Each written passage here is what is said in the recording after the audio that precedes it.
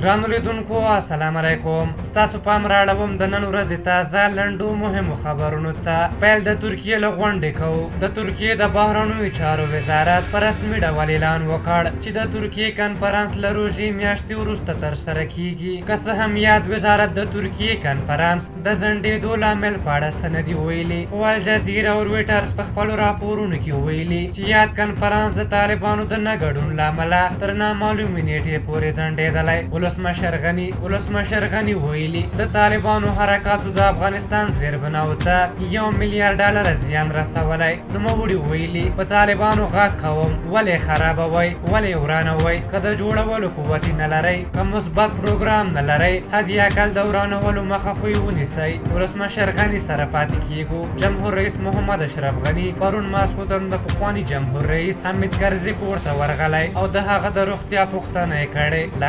لغمان کې د جمهوریت ولایتي ادارې او امنیتي ځواکونو په ملاتړ غونډه وشوه. یاده غونډه کې د دې ولایت د بېلابېلو سیمو زرګونو کسانو برخه اخیستې وه. میررحمان رحماني د ولسي جرګې یو شمېر غړو د دغې جرګې پر رئیس میررحمان رحماني تور پورې کړ چې حکومت سره په شویو قراردادونو کې هره میاشت میلیونونه ډالره فساد کوي.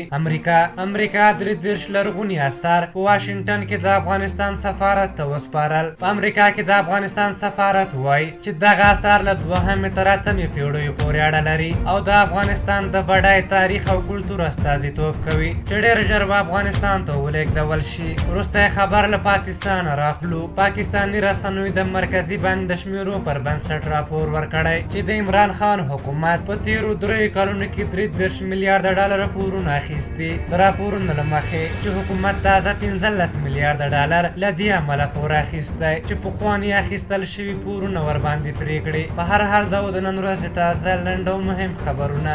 بیا چې ستاسو چوپړ ته راځم، په یو بخښونکي خدای مسپارم. د الله په امان.